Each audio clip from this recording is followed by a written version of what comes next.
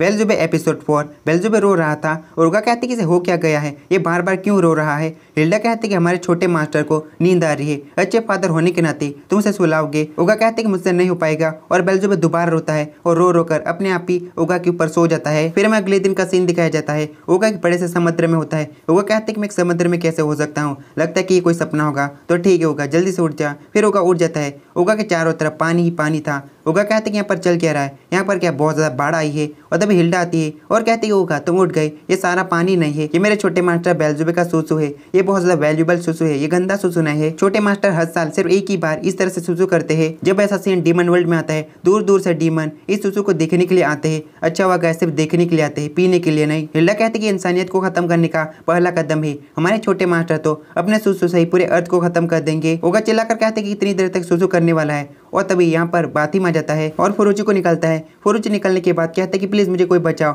मैं पानी के अंदर डूब जाऊंगा। और बातिम कहते कि फुरुची इस कमाल के सीन को दिखाने के लिए मैं तुम्हें यहाँ पर लाया हूँ। ओगा कहते कि हिल्डा इस चीज का कुछ ना कुछ करो। और हिल्डा कहते कि लगता है कि मुझे कुछ करना पड़ेगा। और नेक्स्ट सीन में सारा पानी चले गया था, सॉरी सारा पानी नहीं, सारा सुसु चले गया था और हिल्डा ने बेल्ज़ेबुब के ऊपर कुछ लगा दिया था। हिल्डा कहती कि डीमन वर्ल्ड का एक मैजिकल आइटम है, इस मैजिकल आइटम की वजह से मास्टर का सारा सुसु दूसरे डायमेंशन में चले जाएगा। ओगा कहते कि जो भी हो लेकिन हमारा शहर तो बच गया। हिल्डा कहती कि शहर जरूर डूबेगा, जिस डायमेंशन में मैं सुसु भेज रही हूँ वो डायमेंशन भी पूरी तरह से भर जाएगा सिर्फ 2-3 घंटे में। फुरुची कहते कि ठीक है तो तुम दूसरे डायमेंशन में जोड़ देना। हिल्डा कहती कि मैं ऐसा नहीं कर सकती, अभी तो छोटे मास्टर बिल्कुल ठीक है लेकिन ये चीज जल्दी टूट जाएगी। ओगा कहते कि मैं जल्दी से जल्दी कुछ ना कुछ करना पड़ेगा। फुरुची अपने 150 ग्राम का दिमाग इस्तेमाल करो और कुछ ना कुछ सोचो। और फुरुची कहती कि इसके बारे में मैं कुछ नहीं कर सकता और इन सभी चीजों के अंदर मैं नहीं घुसना चाहता। ओगा गुस्सा हो जाता है और कहते कि तुम जापान को डूबता हुआ देखना चाहते हो क्या। फुरुची कहते कि तुम उसके फादर हो तो तुम्हें सोचना चाहिए। और तभी बातिम टीवी को ऑन कर देता है और टीवी में एक ऐड चल रहा था। ऐड में बताया जा रहा था एक मैजिकल डायपर जो बच्चे के सुसु को पूरे 10 घंटे तक रोक सकती है। ओगा कहते कि ठीक है मैं समझ गया, मैं इस मैजिकल डायपर को खरीदूंगा। बातिम चैनल को चेंज कर देता है और दूसरे चैनल में बताया जा रहा था एक बैंक के अंदर रॉबरी हुई है। ओगा कहते मैं यहाँ से जा रहा हूँ जापान को बचाने के लिए। फुरुची तुम्हें पूरे घर को साफ करना है, मुझे तुम पर भरोसा है, तुम ये कर सकते हो। उसके बाद ओगा वहाँ से निकल जाता है बेल्ज़ेबुब को लेकर। घर पर हिल्डा और फुरुची दोनों अकेले बचते हैं। हिल्डा कहते कि तुम उसकी मदद क्यों कर रहे हो और फुरुची कहते कि क्योंकि वो मेरा दोस्त है। फुरुची अपने मन में कहते कि मैं कितना ज्यादा कूल और हैंडसम लग रहा हूँ, लगता है कि मैं हिल्डा को अपनी बना सकता हूँ। फुरुची कहते कि उस बंदे के साथ एक बच्चे को पालना कितना ज्यादा मुश्किल होता होगा है ना। उसके बाद फुरुची तो अपने इमेजिनेशन की दुनिया में ही खो जाता है। हिल्डा कहते कि तुमने बिल्कुल सही कहा, मैं बहुत ज्यादा थक जाती हूँ। और वो दोनों हंस हंस के बातें करने लगते हैं। लेकिन ये वाली बात सुन के हिल्डा बहुत ज्यादा गुस्सा हो जाती है और कहती कि तुमने अभी क्या कहा। मैं अपने छोटे मास्टर की सेवा को बोझ नहीं समझती, मेरा जन्म इसीलिए हुआ था ताकि मैं अपने छोटे मास्टर की सेवा कर सकूं। मैं अपने काम पर गर्व करती हूँ, तेरे जैसा बंदा ये कभी नहीं समझेगा। इस बार मैं तुम्हें छोड़ती हूँ, अगली बार बिल्कुल भी नहीं छोड़ूंगी। और ये कहने के साथ ही हिल्डा वहाँ से निकल जाती है। हिल्डा कहती कि उस बंदे को मैंने सारी बातें क्यों कही और फुरुची उसके पीछे जाने लगता है। फिर सीन चेंज होता है, ओगा एक स्टोर में जाता है जहाँ पर तात्सुमे पार्ट टाइम जॉब कर रहा था। ओगा कहते हैं मुझे मैजिकल डायपर चाहिए। नात्सुमे कहता है कि मैजिकल डायपर इंटरनेट के अंदर बहुत ज्यादा मशहूर हो गई है, इस वजह से सारी की सारी बिक गई है, लेकिन मैं तुम्हें डायपर के दूसरे ब्रांड दिखा सकता हूँ, ये वाले भी काफी ज्यादा अच्छा है। ओगा तुमने तो कमाल कर दिखाया, तुमने कांजाकी को सिर्फ एक पंच से हरा डाला, तुमने TKKH के एक मेंबर को हरा दिया। TKKH के अंदर 4 बंदे रहते हैं, पहले बंदे का नाम तोजो, दूसरे का कुनाइडा और तीसरे का कांजाकी और चौथे का हिमिकावा। सभी के नाम के फर्स्ट लेटर से ये TKKH ग्रुप बनता है। लेकिन ओगा उसकी बातों पे बिल्कुल भी ध्यान नहीं दे रहा था। नात्सुमे कहते कि ठीक है मैं यहाँ से जा रहा हूँ और स्टोर के बाहर चले जाता है। ओगा कहते कि बेल्ज़ेबुब तुम्हें कौन से वाले डायपर पसंद है और उसके सर के ऊपर पहनने लगता है। और तभी स्टोर के ऊपर रॉबरी होती है। गुंडे कहते हैं सब लोग अपने हाथ को ऊपर कर लो और स्टोर के अंदर हिल्डा भी आ जाती है और पीछे पीछे फुरुची भी आ जाते हैं, वो दोनों पकड़े जाते हैं। रॉबर्ट्स कहते हैं कि यहाँ पर तो काफी कम लोग हैं और फुरुची सोच लगता है कि मैं कहाँ पर फंस गया। फिर सीन चेंज होता है, बातें मस्त बैठकर टीवी दिख रहा था, टीवी न्यूज सुनाई जाती है ड्रग स्टोर के अंदर रॉबरी हुई है और सारे लोगों को बंदी बना लिया गया है। हमारे चैनल के साथ जुड़े रहे, हम आपको लाइव रिपोर्टिंग दिखाएंगे। हमारी जानकारी के अनुसार स्टोर के अंदर 2 हाई स्कूल स्टूडेंट है, एक छोटा सा बच्चा है और कुछ लोग हैं। नात्सुमे कहते कि होगा तुम अंदर हो, अब तुम पता नहीं क्या करने वाले हो। रॉबर्ट्स आपस में बातें करने लगते ही हमें चारों तरफ से पुलिस ने घेर लिया है, लेकिन चिंता की कोई बात नहीं है, जब तक हमारे पास बंदी है पुलिस हमारा कुछ भी नहीं बिगाड़ पाएंगे। वो चारों रॉबर्ट्स अपनी तारीफें करने लगते हैं और कहते कि हम बहुत ज्यादा खतरनाक रॉबर्ट्स है,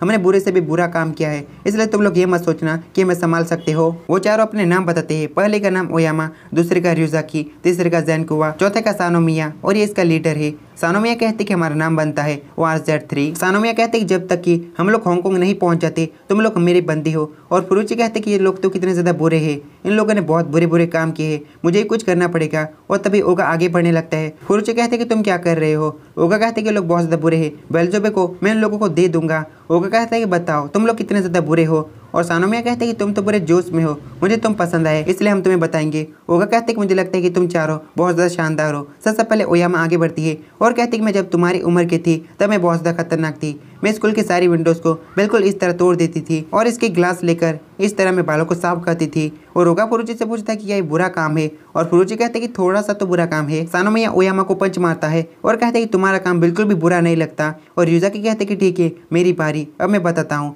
मैं इस यामा हाई स्कूल का एक स्टूडेंट था और इस यामा हाई स्कूल का सबसे बड़ा गुंडा भी था। ओगा कहते हैं कि मैं भी इस यामा हाई स्कूल से हूँ। और युजाकी कहता है कि इसी वजह से तुम्हारा चेहरा काफी ज्यादा खतरनाक लग रहा है। मेरे समय में इस यामा हाई स्कूल में 4 सबसे खतरनाक बंदे थे। लेकिन सानोमिया बहुत ज्यादा गुस्सा हो जाता है और कहते हैं कि अपनी बकवास कहानियां सुनाना बंद करो और साथ एक जोरदार पंच मारता है। ज़ेन्कुआ कहते हैं कि ठीक है अब मेरी बारी। जब मैं तुम्हारी उम्र का था तो मैं बहुत बड़ा चोर था। मैं फेंसेस और मेन होल कवर जैसी चीजें चुराता था और हाल ही में मैंने एक बहुत बड़ा हाथ मारा है। पुरानी नदी के पास जो टावर था वो पूरा टावर मैंने चुराया है। ओगा कहते कि माफ करना पर उस टावर को तो मैंने गिराया था। और फुरुची धीरे से कहते कि चारे लोग इतने ज्यादा निकम्मे हैं, इन लोगों से कोई बुरा काम भी नहीं होता। अगर तुम्हारी बात की जाए तो तुम तो बहुत ज्यादा बुरे हो। और तभी सानोमिया कहते कि ठीक है अब मेरी बारी, सब लोग बेकार है पर मैं काफी ज्यादा स्मार्ट हूँ। सानोमिया कहते कि जब मैं बैंक को लूटता हूँ तो मैं लोगों को डराने के लिए ये करता हूँ और साथ ही गन चलाने लगता है। और बेल्ज़ेबुब को गन बहुत ज्यादा पसंद आती है इसलिए बेल्ज़ेबुब गन को पकड़ लेता है। और सानोमिया कहते कि हे बच्चे गन को छोड़ दे। और तभी बेल्ज़ेबुब का मैजिकल आइटम गन के होल से जुड़ जाता है। सानोमिया कहते कि सब कुछ ठीक है, इस बच्चे को मैं बंदी बना लूंगा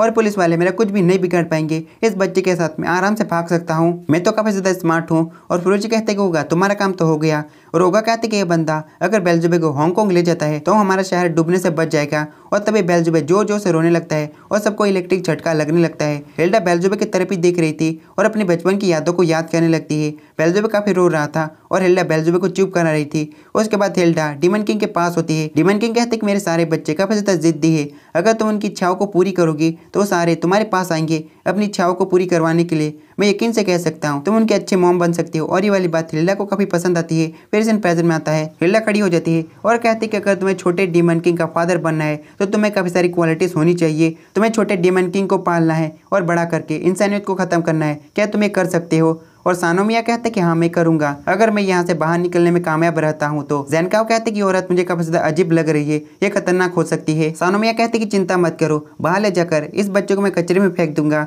और हिल्डा बहुत ज्यादा खुश हो जाती है और कहती कि मैं तुम्हें हांगकांग भेजती हूँ। और साथ एक चुटकी बजाती है और यहाँ पर हिल्डा का पैर आ जाता है दीवार को तोड़ते हुए। ओगा भी खड़ा हो जाता है और बेल्ज़ेबुब को पकड़ लेता है। ओगा कहते कि यहाँ से सीधे मैं तुम्हें हांगकांग भेजूंगा और एक जोरदार पंच मारता है। और फुरुची कहते कि ये तो रॉबर से भी लड़ सकता है। लेकिन तभी बेल्ज़ेबुब का प्रेशर बहुत ज्यादा बढ़ने लगता है और मैजिकल आइटम टूट जाता है। सुसु की प्रेशर की वजह से बेल्ज़ेबुब पीछे जाकर टकराने वाला होता है। हिल्डा जोर से चिल्लाती है लेकिन तभी ओगा बेल्ज़ेबुब को बचा लेता है। अब हिल्डा को भी लगने लगता है कि ओगा बेल्ज़ेबुब के लिए बेस्ट है। ओगा कहते कि इसके बारे में कुछ करो अगर तुम्हें बेल्ज़ेबुब की मॉम बनना है तो। और डीमन किंग ने हिल्डा से यही बात कही थी। हिल्डा अपने पंछी पर बैठ जाती है और कहती कि ओगा मेरे साथ चलो, हम दोनों ही समुद्र पे जाते हैं। उसके बाद ओगा जापान को बचाने में कामयाब हो जाता है। ओगा कहते कि तुम तो बहुत ज्यादा बुरी हो, तुम पहले भी बता सकती हो, हम पहले भी समुद्र पर आ सकते थे।